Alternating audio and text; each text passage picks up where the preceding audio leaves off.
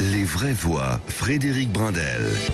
Vos vraies voix sont là. Oh, ce sont des habitués de la maison ce soir. Bien sûr, l'incontournable Philippe Bilger, l'incontournable Caroline Pilastre, l'incontournable Jean Dorido. D'ailleurs, je l'ai mal prononcé tout à l'heure, Dorido. Ça arrive au meilleur, Frédéric. C'est gentil, mais c'est à force de faire des jeux de mots, il grimpe. Ah, voilà. oui, voilà. En même temps, c'est tellement bon. Allez, le premier débat. Damien Abad, doit-il démissionner? C'est fort, de toute façon, c'est toujours fort, les paroles de Claude Nougaro. Et fort de symboles. Il y a violence, quoi qu'il arrive. Pour la victime, celle qui est victime, présumée, pour celui qui peut être accusé sans être coupable, d'une manière générale, pour tout ce qui se trame autour de Damien Abad, parce qu'on sent bien, quel que soit ce qui se passe, le fait que cette affaire sorte à ce moment sans quand même le règlement de compte à plein nez. Donc on vous rappelle que le ministre de la Solidarité est accusé d'agression sexuelle, que 2 plaintes avaient été posées par la même personne en 2012 une première fois, en 2017 une seconde fois. Ces plaintes ont été classées sans suite. Le 20 mai dernier, c'est-à-dire très très proche de la nomination en tant que ministre de Damien Abad, un signalement cette fois-ci a été déposé auprès de l'Observatoire des violences sexistes et sexuelles en politique, dont l'une des responsables est Mathilde Viau, qui était l'invitée de Sud Radio ce matin. Écoutons-la. La personne qui nous a envoyé le courrier nous a signalé avoir été droguée, avoir fait un blackout suite à une fête en compagnie de Damien Abad. Elle se souvient avoir été en sa compagnie et puis elle s'est réveillée encore en sa compagnie en ne se rappelant de rien, avec la sensation évidemment d'avoir été droguée. Elle dit dans l'article de Mediapart qu'elle était groggy et la sensation d'avoir été violée. Damien Abad de son côté a tenu une conférence de presse hier dans sa circonscription en Isère. Réponse. J'ai toujours évité de mettre mon handicap en avant. J'ai été contraint malheureusement de le faire aujourd'hui pour me défendre et même de dévoiler mon intimité en détail en expliquant que les faits qui m'étaient imputés étaient matériellement impossibles. Ce sont ici ma dignité et mon intégrité qui s'en trouvent atteintes. Je le répète avec fermeté, je n'ai jamais violé une seule femme de ma vie. Une conférence de presse donc hier, alors très précisément devant la mairie de Saint-Jean-le-Vieux, dans sa circonscription de l'Ain, le 01.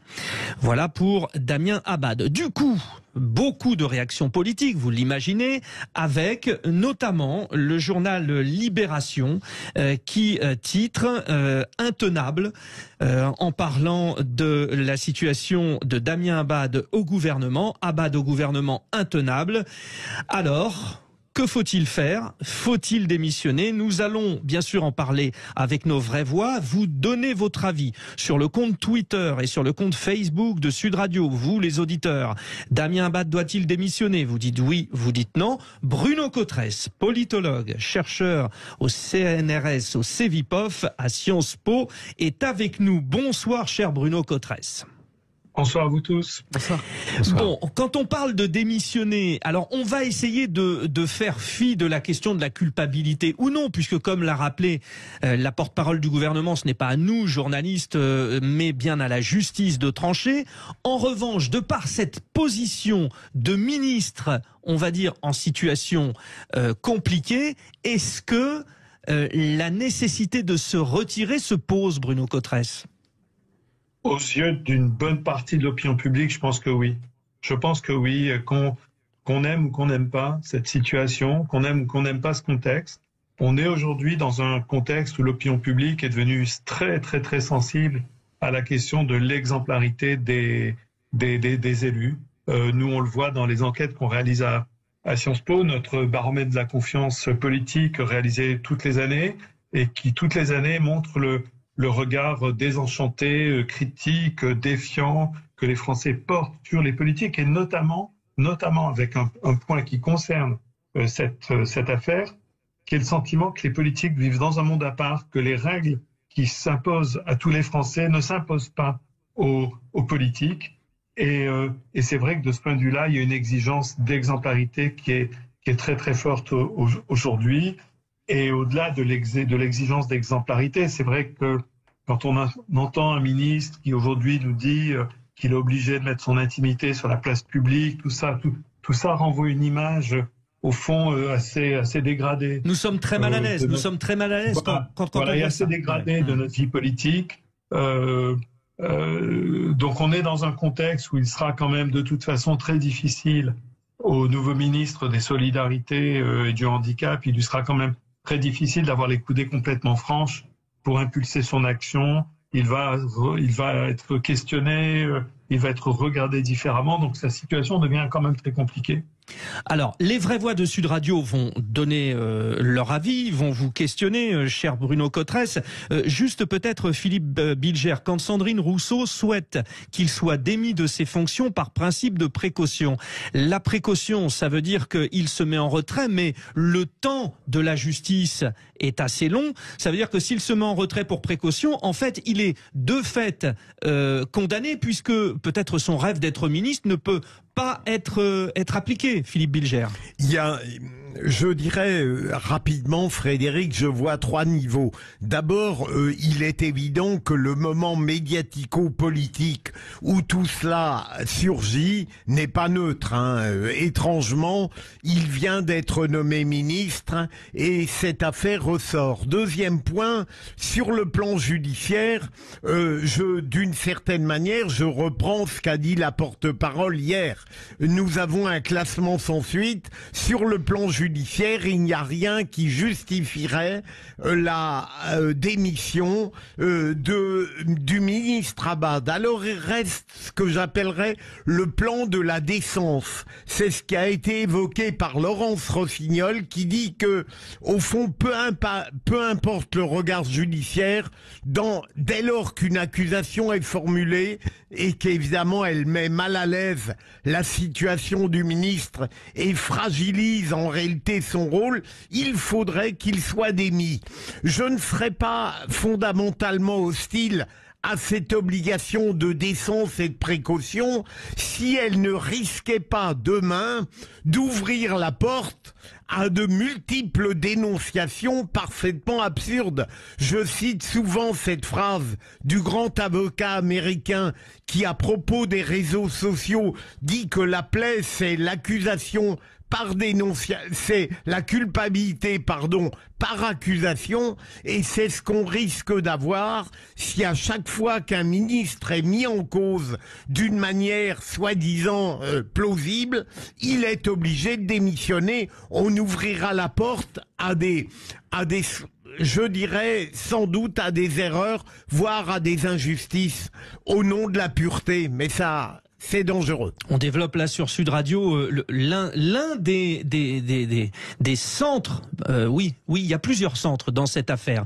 Bruno Cotresse, quand Olivier Faure du Parti socialiste donc réclame lui aussi le départ du ministre, un petit peu comme Sandrine Rousseau, mais déclare: je n'ai pas de raison particulière de penser que les femmes mentent parce que je ne vois pas quelles sont les raisons qui les motiveraient à cela. C'est prendre les gens pour les idiots. Tout le monde de temps en temps ment pour défendre ses intérêts. Il y a une espèce on va dire de vengeance à l'intérieur du monde politique qui ressort de tout ça, Bruno Cotresse. Je dois dire que je partage quand même un peu moi l'idée qu'il faudrait vraiment une théorie très complexe pour arriver à une situation où des personnes mettraient elles-mêmes leur intimité et leur vie sur la place publique pour le plaisir de déstabiliser quelqu'un qui vient d'être nommé au gouvernement. Et je pense qu'il faut davantage inscrire nos réflexions sur cette question sur une très longue durée. Sur une très longue durée, il est impératif que notre vie politique, progressivement, gagne en exigence d'exemplarité.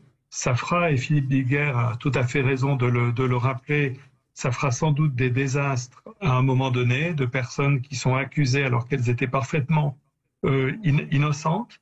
Mais il y a un travail de longue durée qui est aussi que les partis politiques, que les fonctions politiques, que les nominations dans des instances publiques, progressivement, nous réservent de moins en moins souvent possible cette situation.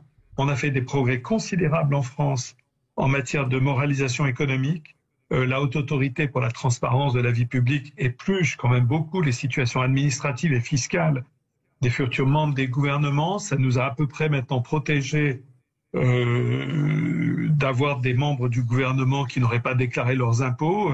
Le modèle Tomate et Venou de ce point de vue-là est, je pense, derrière nous. Mais justement, Bruno Cotresse, on sait, alors visiblement, les gens de LREM étaient au courant, les gens de LR aussi. Et c'est ce que je voulais vous dire, c'est sur un long terme, qui est que si une personnalité politique a une réputation de ce qu'on appelle aujourd'hui, entre guillemets, le dragueur lourd. Voilà, je ne sais pas ce qu'on met derrière, mais je vois. Mais on comprend bien, on comprend bien. Ouais. Voilà, c'est aussi à ces organisations politiques de ne pas donner la possibilité à ces personnalités de gravir les échelons, parce qu'un jour, ça les menace. Et si une organisation politique doit choisir entre préserver son image, préserver sa réputation et mettre de côté une personne, je pense que dans beaucoup d'entreprises, dans beaucoup de milieux professionnels, si une personnalité est une personnalité qui présente un danger en termes d'affaires publiques, en termes de réputation de la marque, en termes d'image. Ouais. Vous êtes en train de dire finalement, ils le savaient, on savait que, et on ne le fait pas. Bon, alors c'est ça qui est très déstabilisant. Ça, c'est un point de vue. J'aimerais que Caroline Pilastre, je vous redonne la parole, bien sûr, Bruno Cotresse, mais que Caroline Pilastre réagisse. En préambule, je tiens à dire que je suis très mal à l'aise avec ce genre d'affaires parce que je ne suis pas juge et partie et qu'il n'y a que la justice qui doit faire son travail. Ce que je voudrais dire sur cette histoire, beaucoup d'entre vous le savent, je connais un peu Damien Abad parce que nous avons la cause du handicap chevillé au corps et je l'ai d'ailleurs récemment interviewé pour recueillir son témoignage, étant un élu de premier plan sur ces questions. Et on rappelle que vous défendez les intérêts du handicap visuel dont vous êtes vous-même. Et du handicap dans sa globalité. Et on se connaît aussi, on s'était déjà côtoyés chez les LR. Quoi qu'il en soit, c'est un homme qui est présumé innocent. Il y a une victime également présumée. Ça n'est pas au tribunal médiatique de faire le travail de la justice. Je tiens à le dire parce que ça peut briser des vies d'un côté comme de l'autre. Ce qui me rend très mal à l'aise dans cette histoire, c'est que Damien Abad a été obligé d'expliquer ses pratiques sexuelles. C'est une personne qui, quand on le connaît, est très lourdement handicapé physiquement. Il a du mal à tenir debout, il a du mal à marcher. Ce qu'a rappelé son aide-soignante d'ailleurs, ex-aide-soignante, en disant il est impossible qu'il commette, on va dire, des violences physiques. Sa gestuelle est très lente par la force des choses puisqu'il est lourdement handicapé. Ça ne dédouane en rien s'il est coupable. Ça n'est pas ce que je suis en train de dire. Mais je trouve, comme Philippe Bilger, que le timing est quand même très étonnant parce que suite à sa nomination, cette affaire ressort. Il y a une différence entre être un dragueur lourd et être un agresseur sexuel. Parce que dans ces cas-là, il y aurait beaucoup d'hommes qui seraient condamnés, que ce soit en politique, médiatiquement ou dans d'autres secteurs sociétaux. Donc, à voir ce qu'il va se passer. Mais je pense que, vu la polémique actuelle, il ne pourra pas rester au gouvernement. Cela va être intenable pour lui, parce que la pression vient de tous les côtés. Quant à Madame Sandrine Rousseau, j'aimerais quand même lui rappeler qu'il y a eu une affaire similaire il y a quelque temps dans son parti et que ça s'est réglé en 5 jours en interne. Donc elle n'a aucune leçon de morale à donner. Et une fois de plus, il n'y a que la justice qui doit faire son travail. Nous sommes très mal placés pour dire ce qu'il en est. Nous n'étions pas là, que ce soit lui ou quelqu'un d'autre. Jean Dorido, ça sent quand même le règlement de compte. Voilà un homme qui est passé d'un parti à un autre. Voilà un homme qui en plus se présente aux élections législatives et qui joue sa place de ministre sur cette élection. Est-ce qu'il n'y a pas derrière une espèce de manipulation, y compris du président qui dit tiens je vais le prendre, je sais qu'il a des casseroles, pardonnez-moi, etc. etc. Et peut-être je l'envoie à l'échafaud. Enfin, c'est bizarre, on peut tout imaginer, c'est terrible.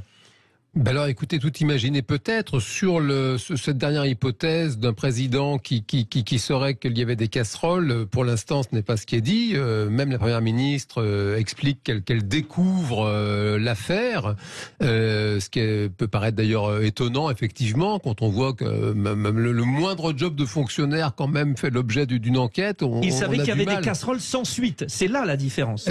Bon, écoutez, face à l'avenir nous le dira. Oui, les plaintes avaient été classées sans suite cette c'est un fait. Maintenant, c'est vrai, voilà, on peut s'étonner que la première ministre explique qu'elle n'était pas au courant, alors qu'effectivement, on apprend maintenant que même chez les LR, il y avait effectivement voilà, une réputation assez négative concernant ce monsieur Damien Abad. Bon, si on positive, c'est quand même l'occasion de rappeler que quand même on progresse sur la cause du handicap. Les handicapés sont des personnes comme les autres et donc elles peuvent être accusées d'agression sexuelle. Donc c'est une façon aussi de rappeler que voilà, ce sont des personnes qui sont comme tout le monde.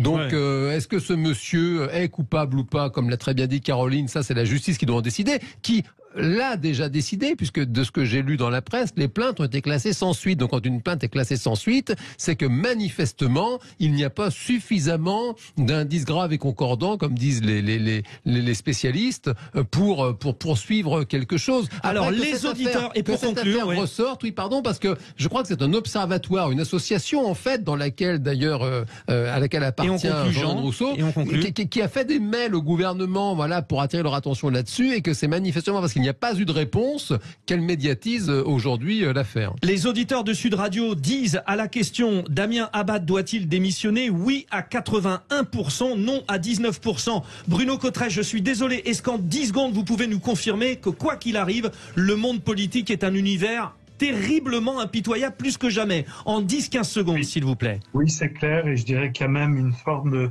de fascination, comment dans la politique, à la fois les moments de gloire et les moments de tragédie arrivent à se côtoyer. Et là, en quelques heures, Damien Abad est passé d'un moment de gloire, on imagine bien, être nommé au gouvernement, c'est un événement considérable dans la vie de quelqu'un. Et puis là, tout de suite, il y a une dimension tragique, véritablement. Donc effectivement, c'est un monde qui est impitoyable. Il a encore beaucoup de progrès à faire. C'est une question aussi peut-être de culture politique progressivement en France qui est en train de changer, et tous les acteurs politiques devront en tenir compte sans aucun doute. Merci Bruno Cottresse, politologue, chercheur au CNRS, au CEVIPOF, à Sciences Po. Merci à vous tous. Voilà donc pour ce premier débat. On reste dans la politique. Philippe Rossi arrive avec des informations très très très importantes sur Sud Radio.